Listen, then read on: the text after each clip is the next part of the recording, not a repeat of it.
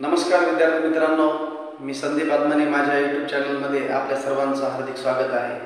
बघा, सध्या सोशल मीडियावर प्रचंड प्रमाणामध्ये व्हायरल होत असलेल्या हळदी पावडरचा व्हिडिओ आपण सर्वांनी बघितलेला असेल।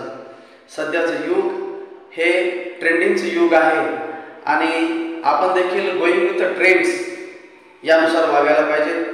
तर मित्रहो, तो जो व्हिडिओ आहे हळदी पावडरचा, मुळामध्ये तो एक विज्ञानाचा एक प्रयोग आहे।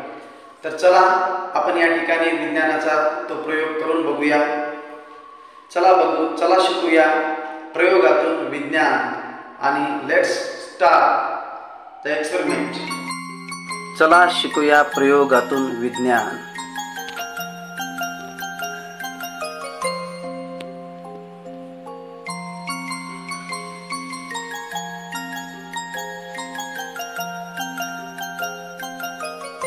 बघा, या ठिकाणी पिवळा उजेड पडलेला आहे, हळद चमकू लागली आहे, पिवळसर ग्लो तयार झालेला आहे।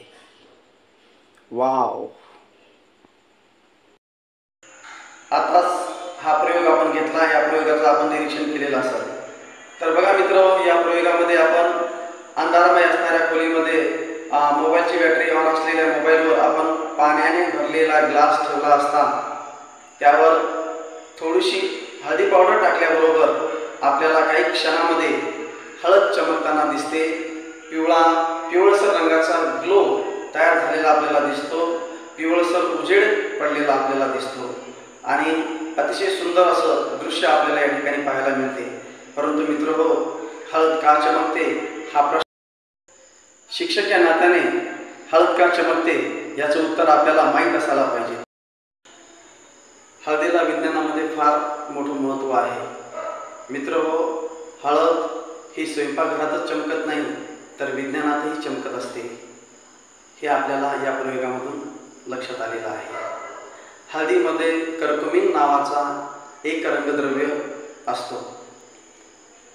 तो पदार्थ जो आहे त्या पदार्थाचा गुणधर्म असा आहे की तो काय करतो, लाईट शोषून घेतो आणि शोषून घेतलेला लाईट वेगवेगळ्या दिशेने परावर्तित करतो, हे त्याचं गुणधर्म आहे।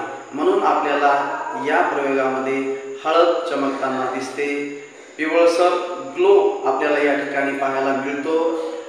ही एक फ्लोरोसन्स रिॲक्शन आहे, हे एक विज्ञानाची जादू आहे, विज्ञानाचा झगमगता प्रयोग आहे। मी या व्हिडिओच्या माध्यमातून माझ्या सर्व शिक्षक बांधवांना अशी विनंती करू इच्छितो, तुम्ही देखील हा प्रयोग आपल्या शाळेमध्ये घ्या, विद्यार्थ्यांना याच्या पाठीमागचं वैज्ञानिक कारण सांगा। हळद का चमकते, आपल्याला विद्यार्थ्यांना बालवैज्ञानिक बनवायचं आहे। असे नवीन विज्ञानाचे प्रयोग तुम्हाला जर पाहायचे असतील तर माझ्या चॅनलला लाईक करा,